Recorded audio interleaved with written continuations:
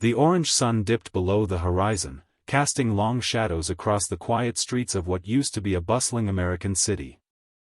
The golden hour was slipping away, replaced by an eerie twilight that seemed unusually still. Birds had stopped singing, cars were parked in odd places, and the hum of daily life had been replaced by a heavy silence. It was the kind of silence that makes your skin crawl, as if the city itself was holding its breath. Among the scattered remnants of normal life, a small group of survivors gathered in an old community center. They were strangers, brought together by necessity rather than choice. Emily, a sharp-eyed woman in her late 20s, Marcus, a former firefighter with a calm demeanor, Sarah, a teenager clutching a worn backpack, and David, an older man with quiet wisdom in his eyes. They huddled near a broken window, listening. Outside, the streets were empty, yet faint sounds drifted in, a distant shuffle, the snap of a twig, the occasional soft groan. Emily's eyes darted nervously. "Something's not right," she whispered. Marcus nodded grimly. "We need to stay alert. Whatever happened out there, it's bad." No one could explain the sudden disappearance of the city's population.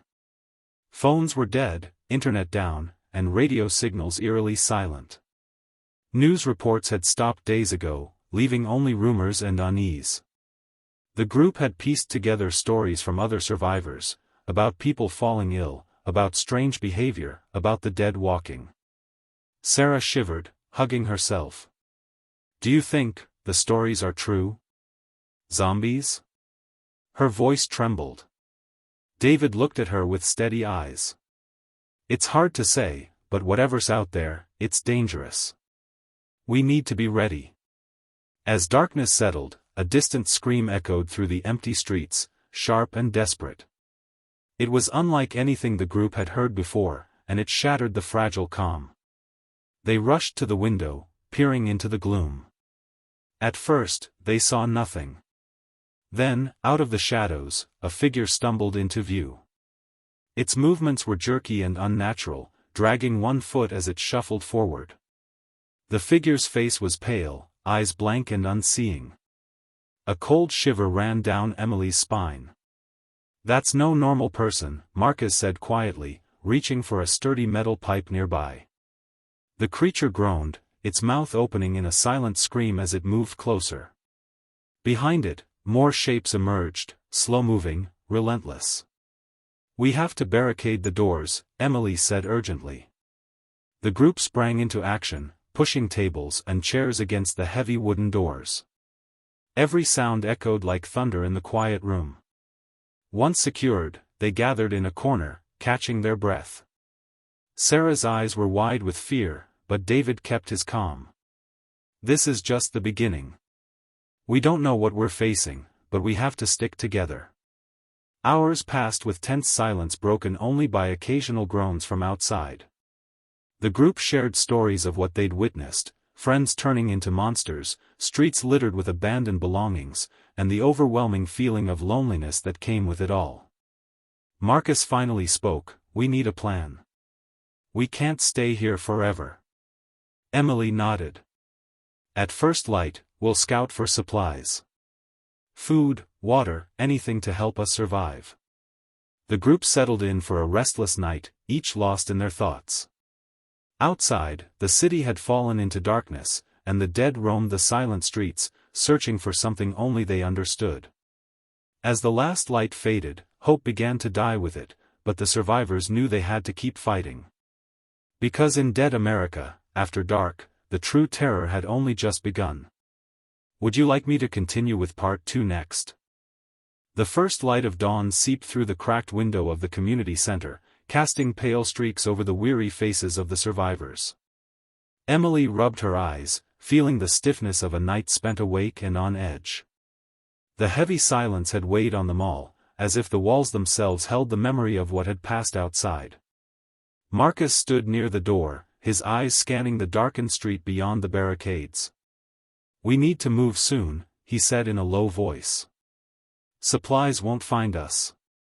David nodded, checking the small backpack he carried. "We have to be careful. The streets are no longer safe for anyone." Sarah swallowed her fear, clutching her backpack tighter. I don't want to leave, but I know we have no choice. Emily took a deep breath and turned to the group. All right. Let's stick together. We move quietly, stay alert, and avoid any unnecessary risks. The doors creaked as Marcus slowly pulled back the barricades.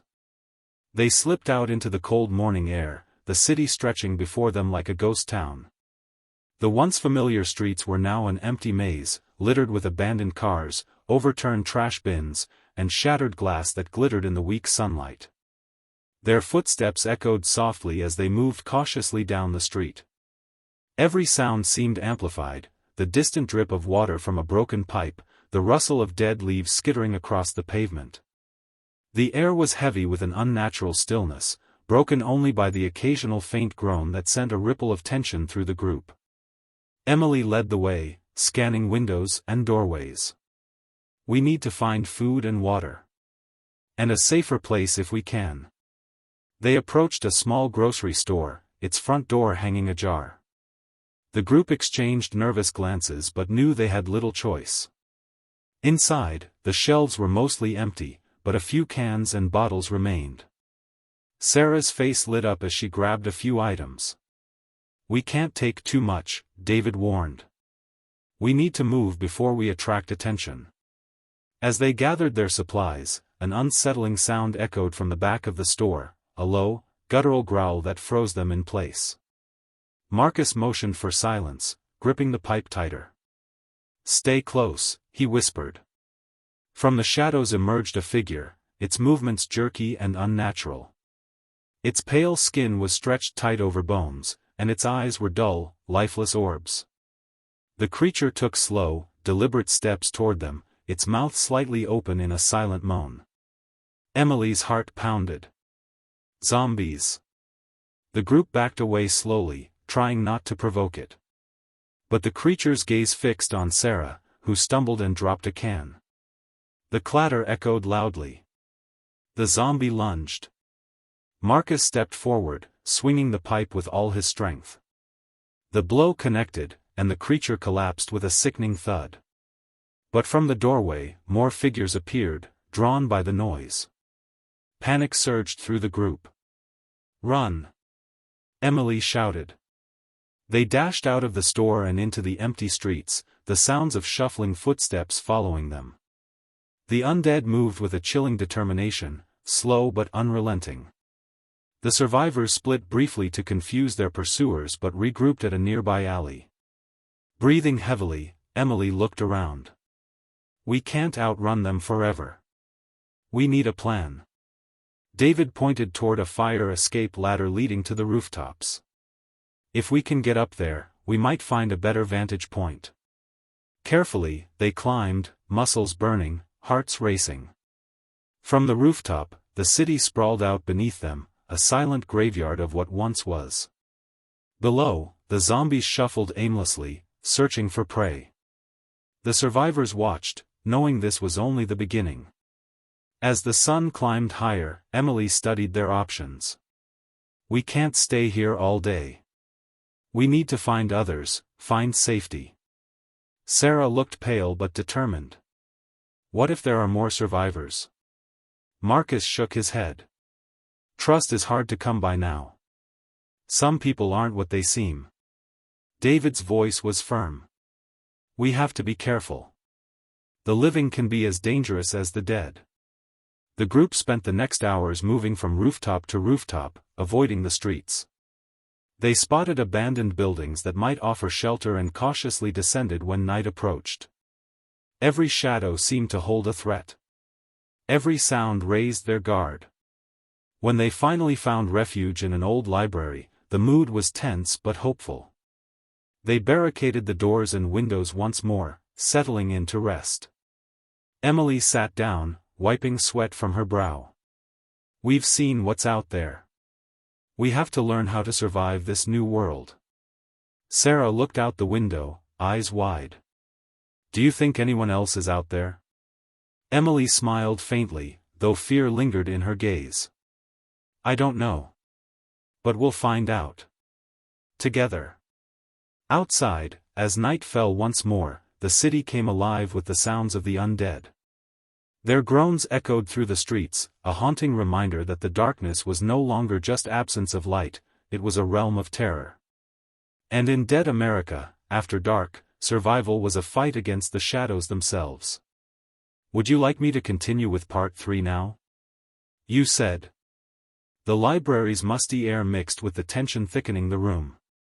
The survivors gathered around a dusty wooden table strewn with old books and scattered papers. The dim glow of a single lantern flickered, casting long shadows on their tired faces. Emily leaned forward, tracing the lines of a tattered map she'd found tucked between the pages of an abandoned atlas. "We can't stay here long," she said softly, her voice barely above a whisper. "We need a plan to reach the outskirts, somewhere less crowded with those things." Marcus crossed his arms, eyes narrowing. "And what about other survivors? Out there, it's every person for themselves. We can't trust just anyone." Sarah shivered, hugging her knees close. "But what if we don't find anyone? What if we're alone?" David looked out the window, eyes sharp in the darkness. "Isolation is worse than danger sometimes. But the real risk? People breaking under pressure, turning against each other." Emily's gaze hardened. "That's why we have to stick together. No secrets. No betrayals." Yet, as night deepened, a quiet unease settled over the group. Small whispers traveled beneath the surface, words spoken in hushed tones, glances exchanged with suspicion. In a world where every step could mean life or death, trust was a fragile thing. Suddenly, a sharp noise broke the silence, a soft tapping at the window. All heads snapped toward the sound. Outside, the blackened street was empty, or so it seemed. Marcus approached cautiously, heart pounding. He peered out into the darkness, spotting a shadow retreating quickly down the alley. "Someone's out there," he murmured. Emily's brow furrowed. Could be a survivor, or worse. David grabbed a makeshift spear from the corner, stepping to the door. "We need to check, but carefully. It could be a trap." Sarah nodded, fear and determination mixing in her eyes. "If it's another person, maybe they can help." Emily hesitated a moment, then gave a firm nod. "We'll check. But we stay alert. No mistakes." They slipped out into the cold night, the door creaking softly behind them. The city had changed, its silence broken by distant groans and the occasional crash of something falling in the shadows. The group moved slowly, scanning the alleys and broken streets. The tapping noise echoed again, drawing them closer to an old parking garage, its entrance half collapsed. Inside, the shadows seemed to dance with every flicker of their flashlights. And then, out of the darkness, a figure emerged, a man, ragged and breathing heavily, his eyes wild but alive. "Please," he whispered, voice trembling. "I'm alone. I've been hiding for days." Emily raised her hand, signaling caution. "Who are you? What's your name?" "Luke," the man replied, stepping forward cautiously. "I was part of a group, but they didn't make it. I've been running ever since." Marcus kept his spear ready but lowered it slightly. "What do you know about the city? About those things?" Luke swallowed hard. "They're everywhere. They come out after dark, but sometimes during the day too. They're faster now. Smarter. We thought we were safe, but they're adapting." David's eyes darkened. "Adapting how?" Luke hesitated, then whispered, "I saw something, a group of them moving together, like they were coordinated. It's not just random anymore." Emily's heart sank. If the dead were evolving, survival would become even harder. Back inside the library, Luke was offered a seat, but trust was slow to form. The survivors exchanged wary glances, unsure if he was a friend or a threat. Sarah finally broke the silence. "We need to know if you're telling the truth.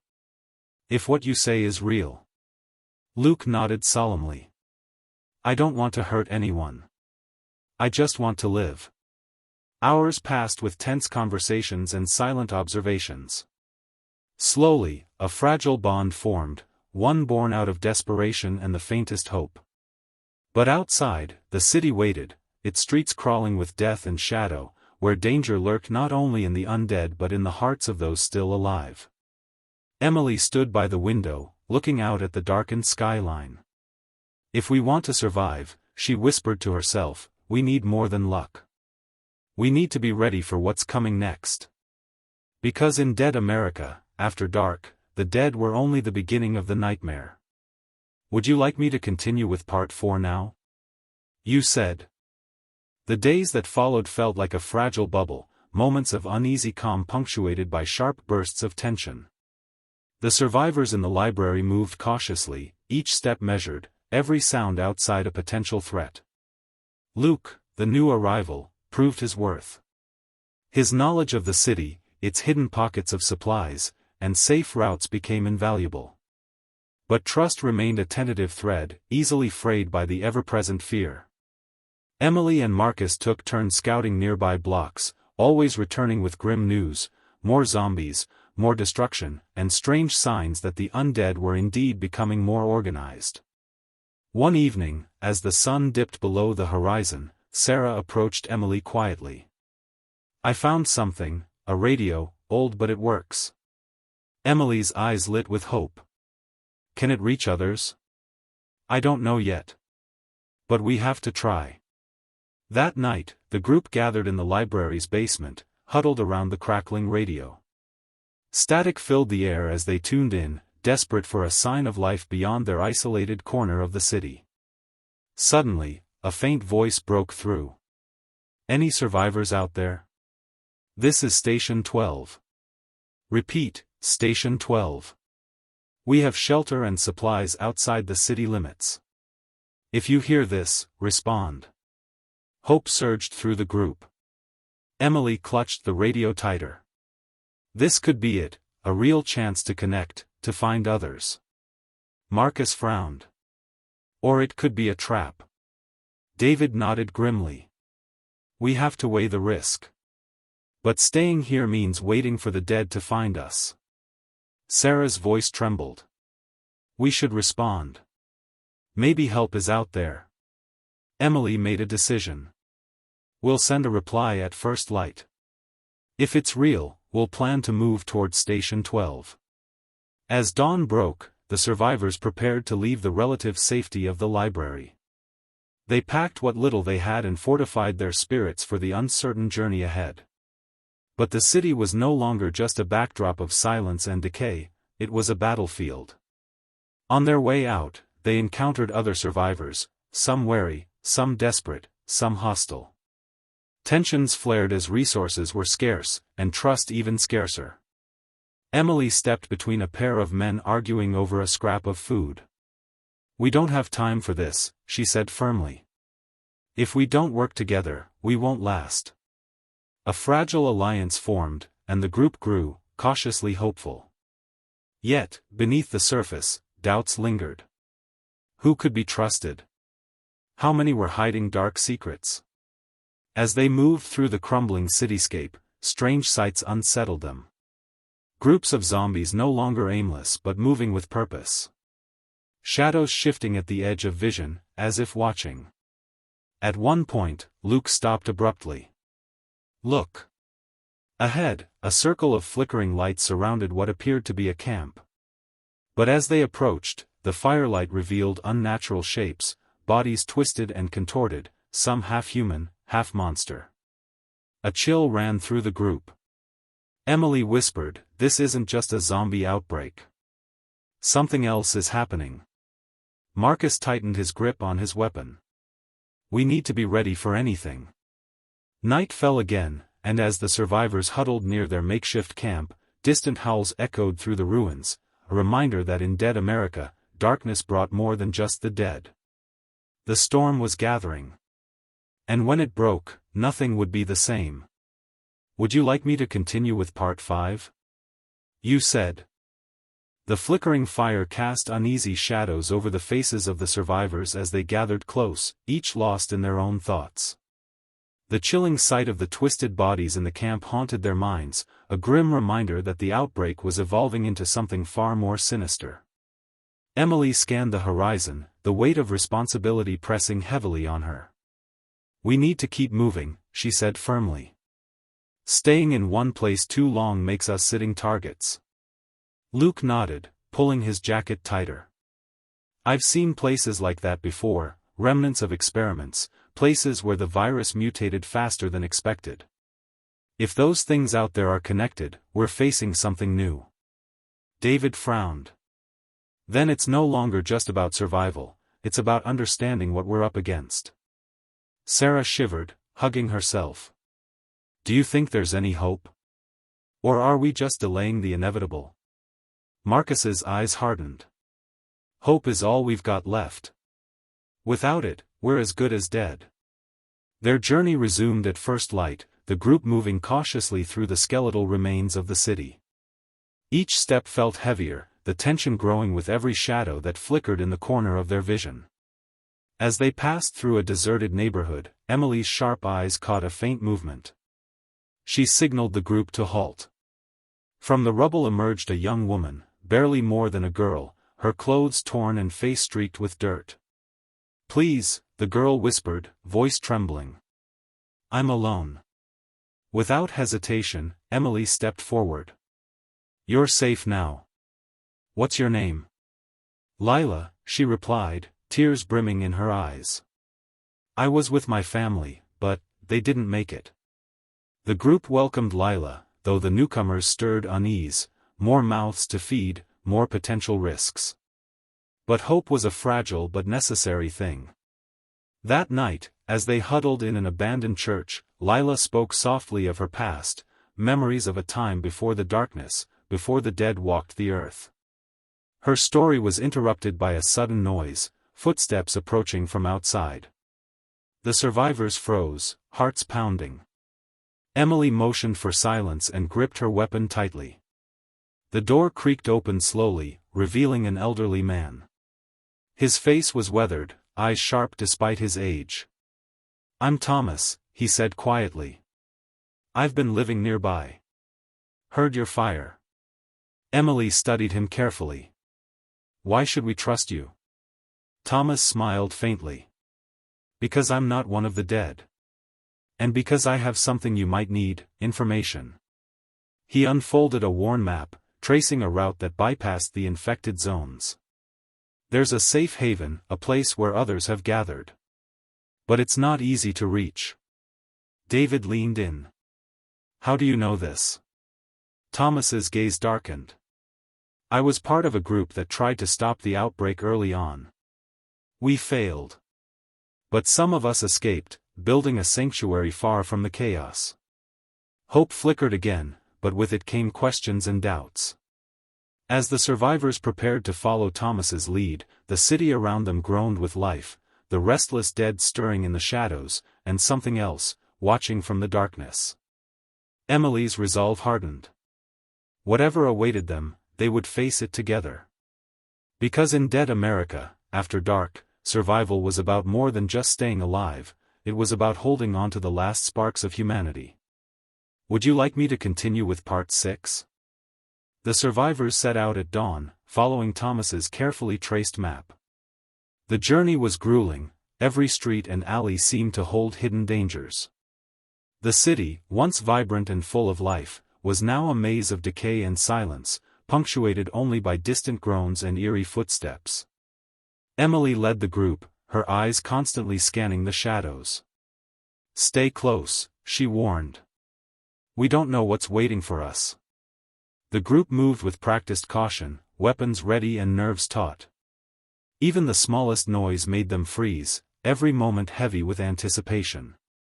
As they neared a large abandoned warehouse, Thomas's landmark for the next stage of the route, a sudden crash echoed nearby. Everyone spun toward the sound. Out of the darkness stumbled a man, frantic and bleeding. "Help! Please!" Marcus rushed forward, grabbing the man's arm. "What happened?" The man gasped, eyes wild with fear. They're coming, the dead, but different. Smarter. Hunting us. Emily's heart sank. Where are they now? Close, he whispered. Right behind me. Suddenly, from the shadows, emerged a group of zombies, but unlike the slow, shambling creatures they had faced before. These moved with alarming speed, their eyes sharper, their movements coordinated. The survivors fired their weapons, trying to hold them back. But the new breed of undead fought with a relentless hunger and cunning that unsettled them all. Luke shouted, "Fall back. We need to regroup." They sprinted toward the warehouse, barricading the entrance behind them. Breathing heavily, Emily looked around at the faces illuminated by the dim light, fear mixed with determination. "We can't keep running blindly," she said. "We need a plan." Thomas nodded. "I know a place nearby, an old military bunker. It's fortified, stocked with supplies. If we can make it there, we might have a chance." "But it's risky," David warned.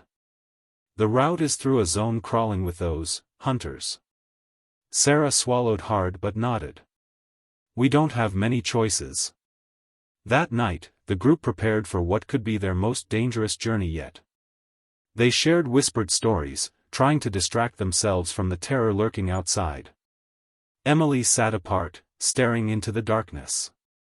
She thought of the city's empty streets, the lost friends, the uncertain future.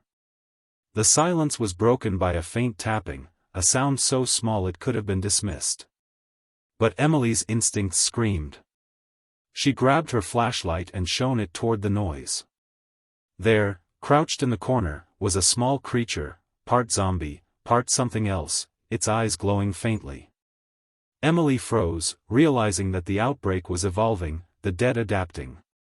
The hunt had changed. And so had the rules. Would you like me to continue with Part 7? The journey to the military bunker was unlike anything the survivors had faced before. The streets between the warehouse and the bunker were no longer just dangerous, they were a gauntlet of shadows and unseen threats. The new breed of undead was hunting them, moving silently, coordinating with unnerving intelligence. Emily led the group cautiously through the ruined cityscape. Every alleyway seemed to whisper secrets, every shadow held a lurking threat.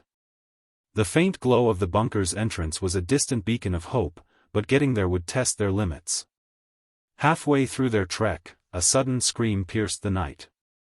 Sarah stumbled, a grotesque figure lunging from the darkness, its movements swift and precise.